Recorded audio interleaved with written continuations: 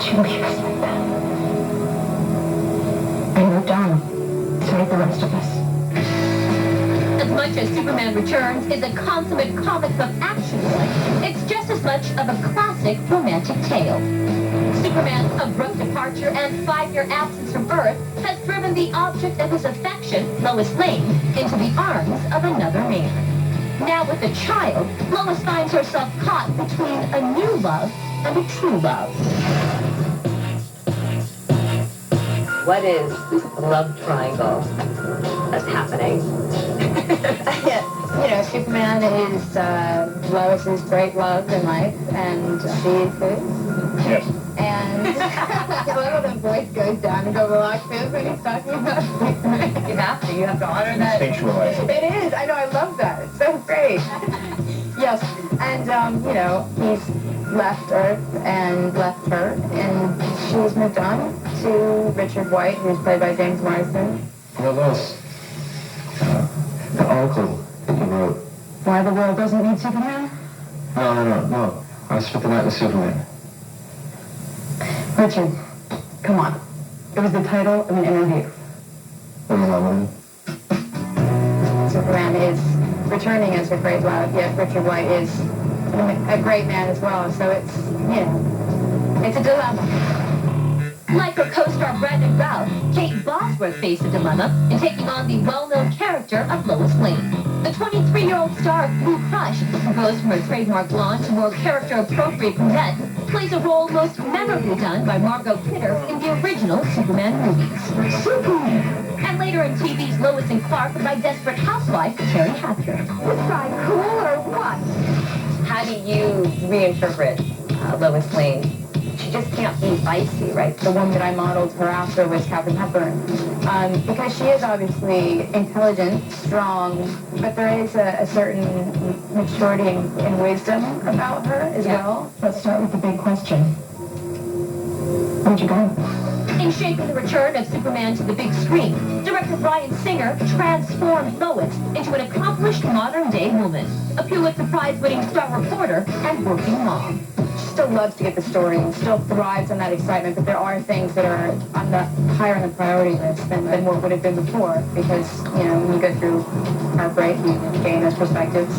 Lois, will you come with me? Please.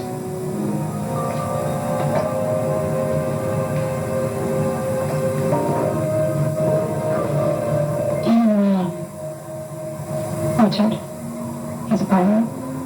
It takes an awful long time. Not like this. And when you have someone coming back who is Superman and the love of her life, I mean, it's hard to deny those emotions and feelings as well. So it is confusion and a mix of emotions for her. The situation for Superman is just as complicated. The challenge is to somehow figure out how he can live or wait for her. Our hero can go toe-to-toe with Lex Luthor and help save the world one averted disaster at a time. But it seems the only thing he can't conquer is love. The world doesn't need a savior. Neither do I. You know, I had to find something other than kryptonite that would pose a true obstacle for Superman. I mean, we have physical obstacles in the picture, a lot of action and adventure, but there had to be something more emotional. And a fiance is not a bad guy, and a child is something that even Superman, with all his virtue and honesty, can't simply navigate around. Even though the Man of Steel yearns for Lois, he knows he can't have her because of his call to a greater good.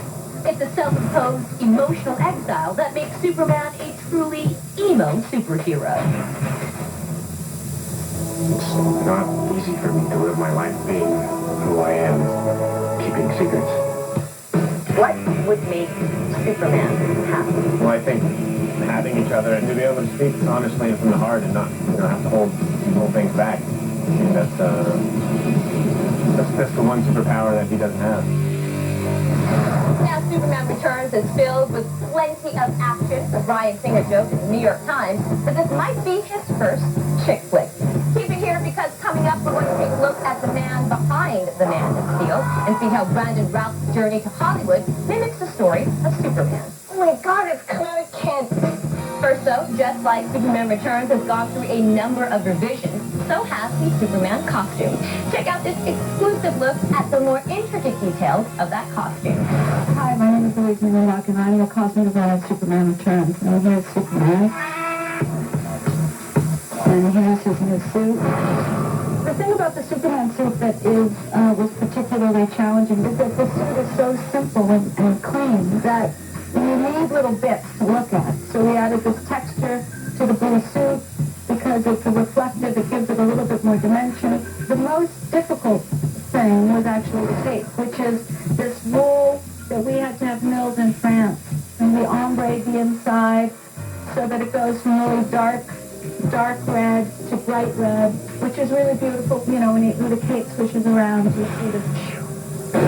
Brian said to me that he wanted this suit to incorporate sort of what Superman had been for the ages. We tried to do a lot of 70s, 40s, 30s. The S is small. Brian very much wanted the S to be the small S as opposed to the S in the 70s, which got really large. We added little bitty S's that are lasered onto the S. We put a crest on the belt. These suits changed a lot from Christopher Reeve's suits in the 70s. These are S's, lasered S's into the leather. They're cool. The price of these suits are very expensive. It's kind of the price of a new Porsche Carrera. I don't know what the story is about the package. Ah, that's really something.